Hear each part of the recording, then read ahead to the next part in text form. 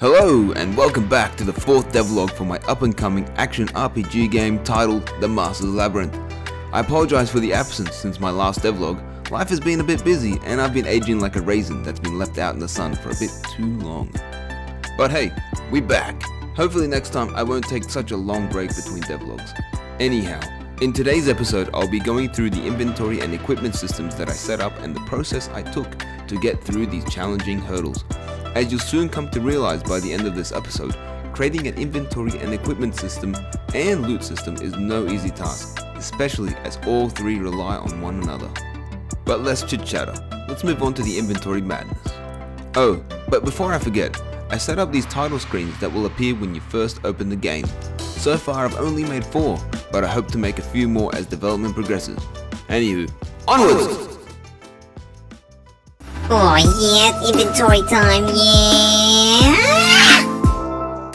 There comes a time in every game developer's journey when developing their game, where they stare into the abyss and wonder to themselves, how the f*** am I gonna solve this? Well, that's exactly what happened to me. I couldn't figure out how to start or even which direction to go when creating this inventory system.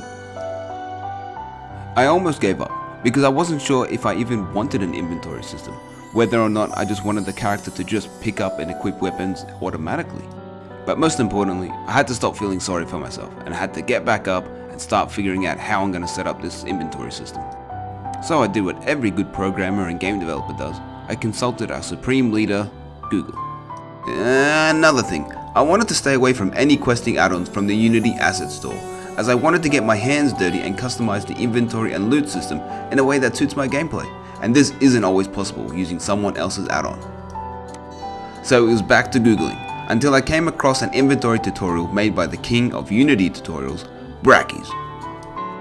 His tutorial for implementing an inventory system was super simple and straightforward.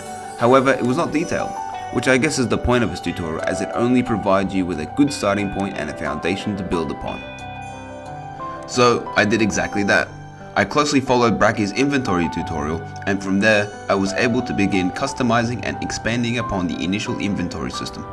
Of course, being super indecisive, I changed the look of the UI and inventory multiple times, and even then, I still think it needs a bit more tweaking. During the early stages of development, I had designed the equipment and inventory systems to be a little less flexible, meaning the player immediately equipped a weapon upon picking it up, similar to how you would do on Call of Duty.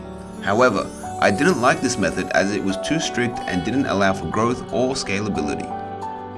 Even though the system was simple and straightforward and would have saved me months of work, I knew I would regret this in the long run, so I reworked the system to meet my requirements. So I went back to the drawing board and redesigned my inventory, loot, and equipment systems from scratch, so that they followed a similar process to that of many popular RPGs like World of Warcraft or Zelda. Now I could have had one massive inventory, but I actually didn't like that, so I split up the inventory into 4 types of bags. Firstly, we have the miscellaneous bag. This is mainly used for holding random items, keys, quest items, and whatnot. Secondly, we got the consumes bags. This is for holding potions, foods, power-ups, and whatnot. And then thirdly, we have the armor bag. This is for holding gear that the player can equip, which includes items for various slots such as the helmet, gloves, chest, boots, and rings for either hand. And lastly, we have the weapons bag. I mean, this one is pretty self-explanatory. This is where you store your instruments of death. The equipment system was designed and developed in parallel, as the inventory needed to be integrated with it in order for weapons to be equipped. This also included stat bonuses, comparing gear, and directly swapping gear in and out of a slot. I know it seems like I've skipped over 100 steps or so, but that's because I have. This system took a ridiculously long amount of time to get it right. But why stop there? Why not make my life even more difficult by saving the state of all the equipped gear and weapons and all of the items in the inventory? And now don't even get me started on saving stacked items.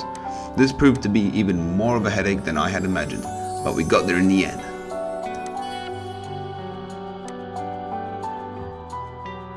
Alrighty, one last thing before we wrap up. I want to point out how great it was integrating scriptable objects into my game for the inventory items. It was a massive lifesaver as I was able to customize each item as I needed to. By doing this, I was able to add more depth to the items so that it made it more exciting and rewarding picking up an item. For example, Details such as rarity, type of item, description of what the item is used for, a cool icon for each item, max quantity per item, weapon damage, crit bonus, stamina cost when using the weapon for auto attacks, level and player requirements, and of course, stat bonuses. Also, another cool feature I added which I'm really happy with is the displaying of a specific colored frame in the inventory based on the rarity of that item. That is, a green frame for an uncommon item and an orange frame for a legendary item. I mean, I thought this was a really neat added feature and I feel it adds a bit more spice to the game. What do you guys think? I could go on and on with all the nitty-gritty details, but who's got the time to listen to all of that? Overall, I'm happy with how the inventory system turned out and with the overall functionality. Anyway, hopefully for the next devlog, I'll try and cover a couple of other areas of development such as combat, experience, and some cool UI stuff. Also, if you get the time and want to help support my game dev journey, chuck us a like and a subscribe. It would definitely help me grow my channel and motivate me to create more content for you guys. And also, feedback is highly encouraged. Alrighty, thanks for tuning in. See you in the next one.